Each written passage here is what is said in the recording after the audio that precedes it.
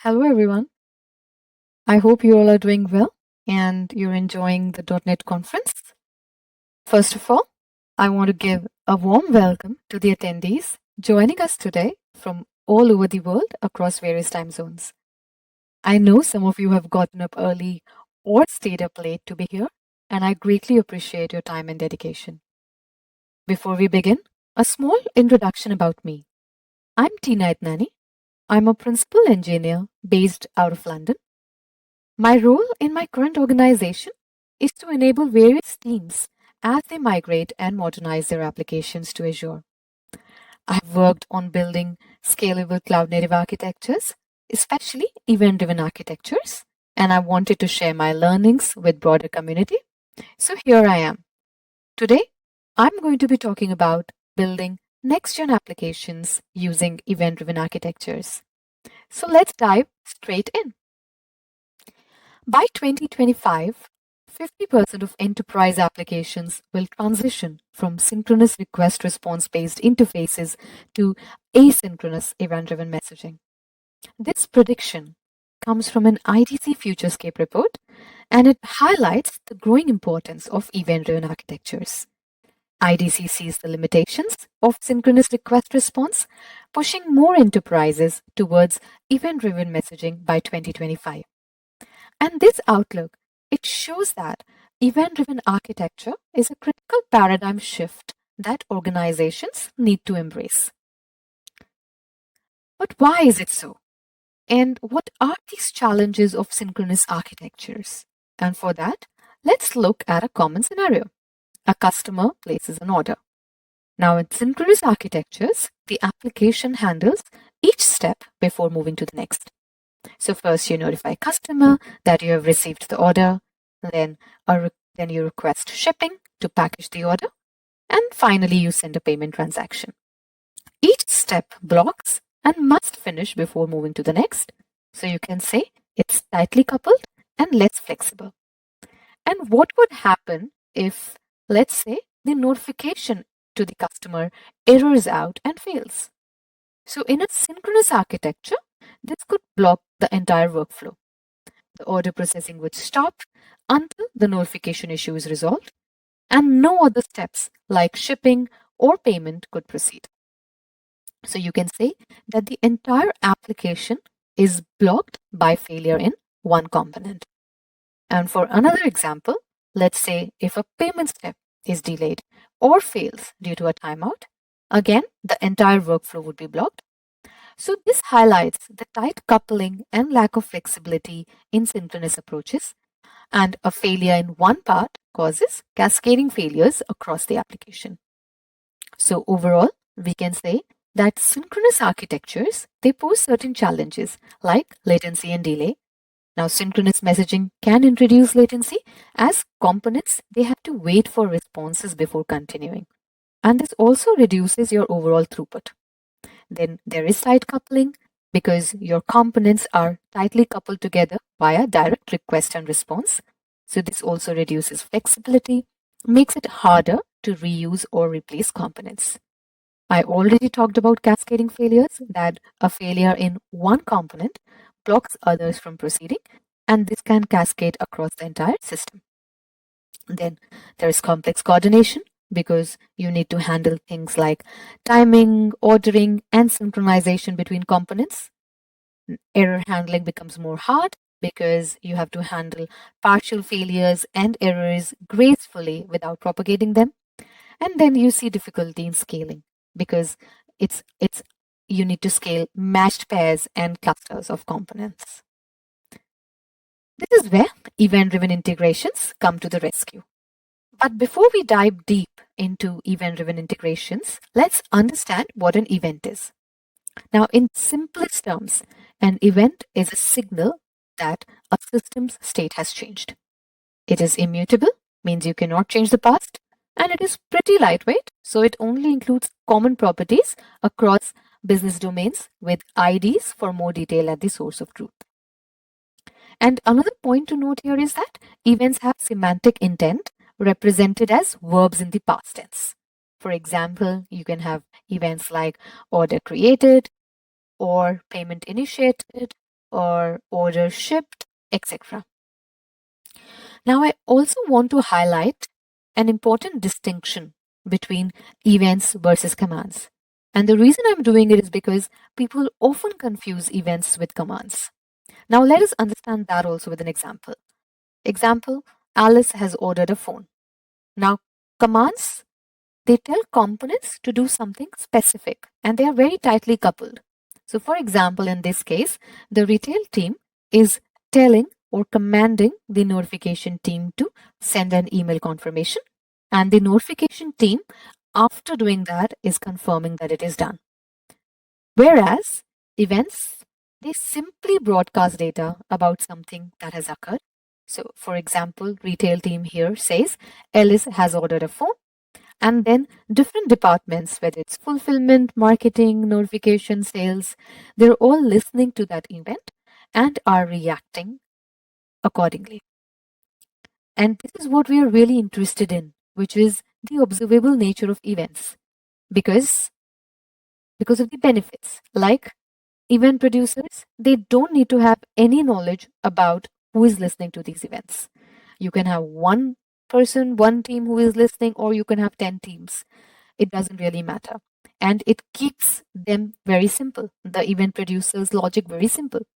And it also allows other services to consume these events without needing upstream changes. And an advice that I would like to give here is that event design impacts architecture. And I'm going to repeat it. How you design your events impacts your architecture.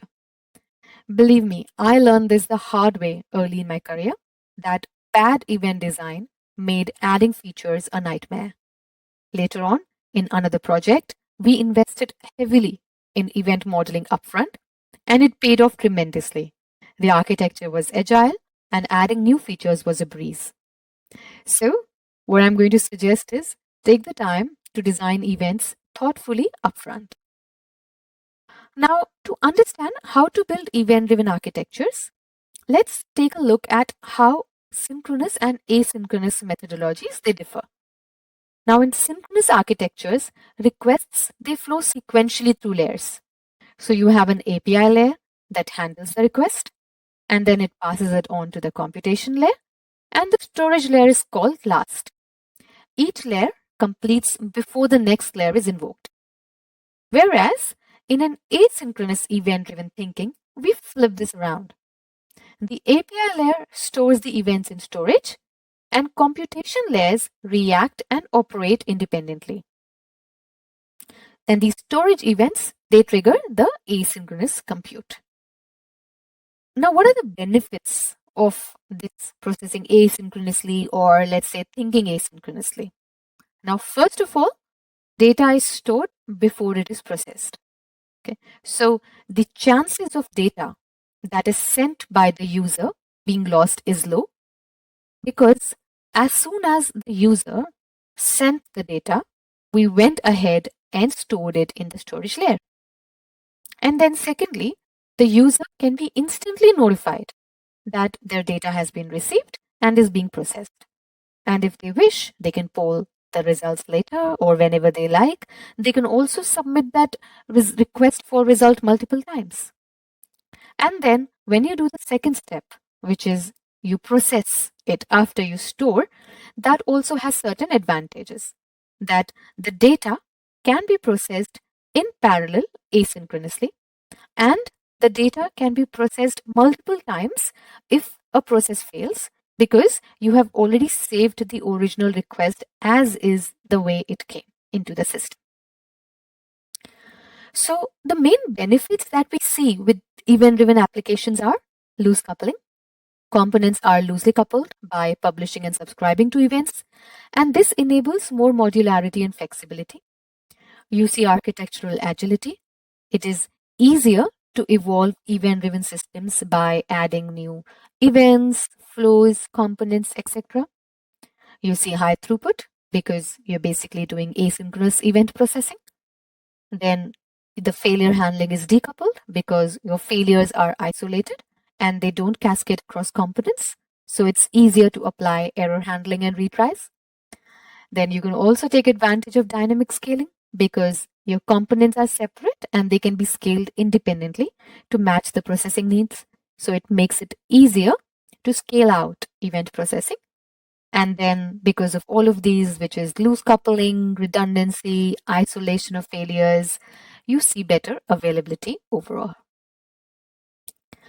Now, one thing that I tell people when I'm talking about event-driven or building event-driven application is that it actually requires a mindset shift.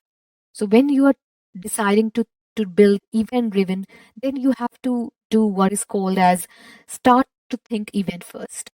And when you do that, when you start to think in the form of events, some common questions they are bound to arise, like how do we identify and design events? And remember, I said earlier that good event modeling is crucial. Then the question comes, how do we build out this event-driven architecture? What should be the key components and patterns that we should look out for? And how can we scale event-driven systems as they grow? And these are all great questions. So let's see them by looking at a real example. Now, over the next few slides, we will look at how an event-driven architecture allows us to scale and simplify a growing e-commerce site. Now, what you see on the screen is a standard synchronous API-based service. In this case, when a client makes a request to the checkout service, that checkout service has to make a downstream request to the order service. And once it gets a successful response from the order service, it can respond back to the client with a success message, provide a confirmation number, and the customer is happy. And this works great when you've got a nice, simple system like this. But what happens when you have to support a growing number of services as your store operations are growing? What happens when you need to add the next service? Well, there's nothing wrong with having a lot of systems that are interested in the data coming from this checkout service. But what is problematic is that in an API-oriented design, the order service needs to know all about these other boxes.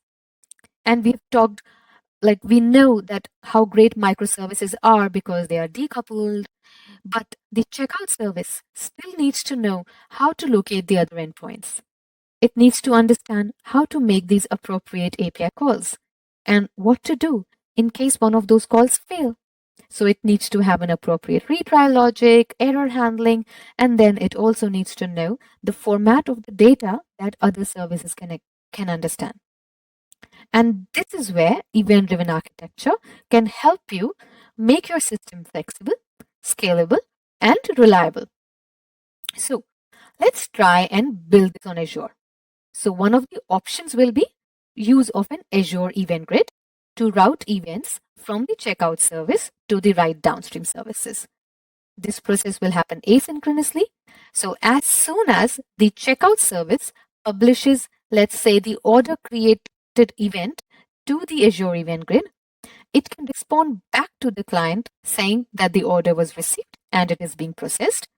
And in parallel, the downstream services can perform their work and maybe notify customer about the progress using Azure notification hubs, or like I spoke earlier, the customer can request for result at multiple times. And then if you want to take a look at that order created event, it is like a JSON. It contains all the details related to the order that we published to the Azure Event Grid service. And one point to note here is that you do not have to deliver all your events to all your services that have subscribed to your event grid. What you can do is you can easily filter events and send only specific events to the downstream service based on event attributes and data. So in this case, we'll filter the event based on the event type attribute value, which in our case is order created. And so only 3 services will receive it. Now, you can also add an event store in the mix to improve the overall resiliency and scalability. Remember, I talked about the store first approach. So this is where you're using an event store right after your API call. So your checkout service first persists that event in a event store. In our example, it is Azure Cosmos DB. Before then, it is routed to Azure Event Grid, from where the different subscribers can listen to it and react accordingly.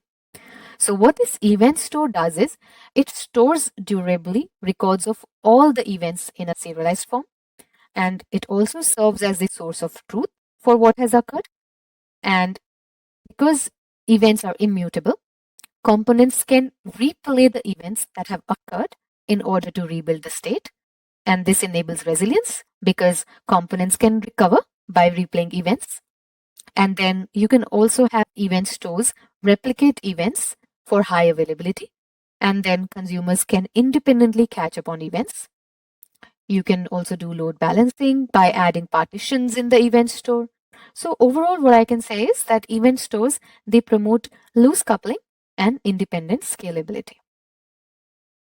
So the overall pattern, what we saw, looks like this, what you see on the screen. First, the API layer, it stores the data in Cosmos DB.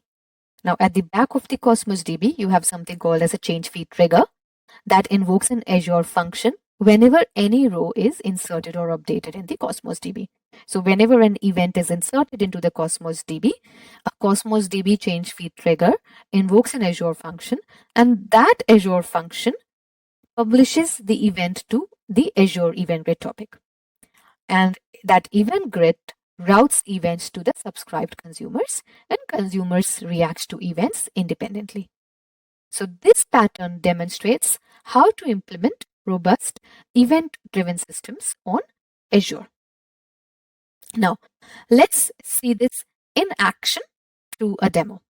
Now, for that, I'm going to share my repository where the source code lies. I've also uploaded this in my GitHub account, and I'm going to share that later. So in case if anyone is interested to look inside it to see how we've done this event-driven integration, it's all going to be available.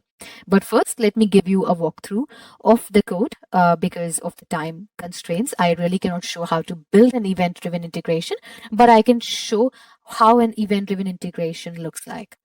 So you can see this is the pattern that we are showing. You have an API request storing data into a Cosmos DB. In our case, let's just imagine it is an Azure function where we have an API for creating order. It saves an order created event into the Cosmos database, Azure Cosmos database. From there, a Cosmos DB trigger function, it publishes the event to event grid, and then different subscribers can subscribe to the relevant event. In our case, it is the process order handler function, which is listening to this Azure event grid topic and is listening to that Cosmos order created events. Okay, so let's see how the source code here looks like. Now, just before we move ahead, a bit about the tech stack. I'm using .NET8 preview. It just got released and it has a lot of fantastic features. I'm using C# 11.0 for deploying ARM resources, Azure resources. I'm using Bicep, and that is converted into ARM templates before we deploy to Azure. And then I have done everything is automated CI/CD using Azure DevOps. So starting from Azure DevOps, this is the pipeline, which basically builds the .NET code, gets the artifact, compiles the Bicep, converts it into an ARM template, validates that ARM template, and deploys it to Azure, and also deploys the .NET code or the function code to your Azure function app. So this is how it is done.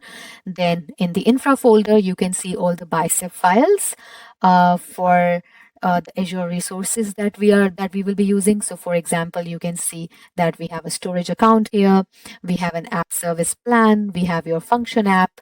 So this is how you can create resources in Azure using the Bicep file. So these are all the Bicep files. And then coming to the main source code, first of all, you can see that this is built in .NET 8.0. currently we have 3 Azure functions. The first one is the order create function. It takes in a Cosmos client injected into it. And then if you look at what this function is doing, it is picking up the request of the order from the request body, and then it is creating an order, and all it is doing is it is persisting it into the Cosmos database. And then as soon as it persists into the Cosmos database, we have a Cosmos to event grid function, which is nothing but a Cosmos DB trigger, which means it is listening to any row inserted or updated into the Cosmos database, certain container. And as soon as a row is inserted there, it picks up that document, it converts it into an event grid event, and it sends it to your event grid. And you can see we are again injecting the event grid client into it so that we can publish to the required event grid topic. And then we have another function here called process order handler. This is like the subscriber function. This is attached to your event grid topic, and it is listening to specific order created event. Now in this you can see that all it is doing is it is receiving the event grid event, and ideally it can process anything, but just to show it as a proof of concept, I've just done a little bit of logging to show that an order is received, an order is processed. But basically anything that the processing service wants to do here can do so. Okay. Now, if I take you to your CI/CD pipeline, this is how the pipeline looks like. A minute into it, you can see that the different stages that are involved in the deployment of this event-driven integration. You first build your .NET code, and in parallel, you can compile your bicep template to ARM. This is because Azure currently doesn't support deployment of bicep directly to Azure. So you have to do this intermediate step where you're converting it to an ARM template, and that ARM template then gets validated, and if all good, then you go ahead and deploy it, which deploys all your Azure resources, and then it also deploys your .NET code to your function app as well. So when you run this pipeline, what you see then in Azure looks something like this. So you can see that in the required resource group, you have these resources which have been created. We already know from the pattern that we saw, we need a function app where we have those functions, we need an event grid topic, and we need a Cosmos database which acts as an event store. But apart from that, you also have app insights and log analytics. These are basically for logging and monitoring purposes in case you have to troubleshoot things. Then this is an app service plan, so on which the function app is hosted, and each function app requires the use of a storage account to basically store your master keys and default keys, etc. So this is how a simplest event-driven integration resources look like. Now, if I take you to inside those functions where we have those 3 HTTP triggered, Cosmos DB, and the event grid trigger functions, I have enabled the log stream here, because let's see what happens if we trigger the order created event. So what happens when we invoke the request for order creation? It's a post request. Let's imagine that this is the body of the request that you need to send, and then our function app is also secured using OAuth. So what I'm going to do is I'm going to get a new access token, very quickly proceed and use token, and what this would do is in the header it would place the authorization token, the JWT token. So with that, I'm going to go back and click on send. And what you can see here is you have received a 200 OK here, which means that at this point, the customer can be informed that your order has been received and it is undergoing a processing. And let's see what happens in parallel here. So as soon as that request was made, your order create function was executed. There was this logging saying that it has been received and accepted. So, and all this order create function has done is it has gone and ahead and persisted that row in Cosmos DB. And the minute it did that, you can see the second function picked it up, which was Cosmos to event grid function. It is a very thin layered function. All it does is it picks up the document from Cosmos DB and sends it to event grid as an event grid event. Okay, so it received one document and it is sending a batch of one event to Azure Event Grid for processing. And as soon as the event is published to Azure Event Grid topic, what happens is if you have any subscriber, which in our case process order handler is there, then it can receive it. And if you recollect that I had added 2 logging statements there, that order received for processing and order processed, and it is also executed successfully. So we saw very quickly how you can have a loosely coupled scalable event driven integration. Okay, and this is what I wanted to show in the demo. But before we go back, let me just show you the event grid topic as well. So if I go into this event grid topic, you can see that it has, yeah, if I look in the last 1 hour, you can see that it found one matched event. So you had one subscriber which was listening to order created. So one matched event means that it found one event which matched to what your subscribers are looking out for. And then it also delivered it successfully. This one will come only when your destination subscriber processes it successfully. Otherwise, it would go to delivery failed, and it would keep on retrying, and ultimately it would either drop it or it would go and put it in a dead letter queue. Okay, and if I again go into this subscriber as well,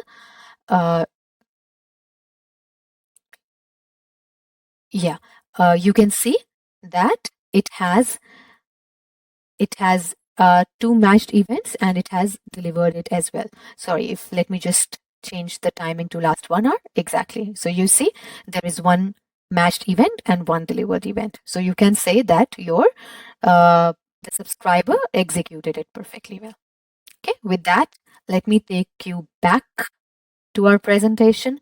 Now, one thing that I would like to show here is that what you saw was just one way of doing it using Azure Event Grids, but Azure provides other managed services also for routing, storage, and distribution of events. So for example, you have Azure Service Bus, which is a robust enterprise message brokering service. You have Azure Events Hub, which is like a data ingestion service, or you have a queue storage, which is simple message queuing service. And each service basically caters to different type of workloads, and you can make use of Azure functions, logic apps, etc. to develop these event-driven integrations. With that, I'm going to wrap up. All I'm going to say is embrace event first thinking, follow your store first, then process technique, and voila, you're going to build scalable, resilient applications using event-driven architectures.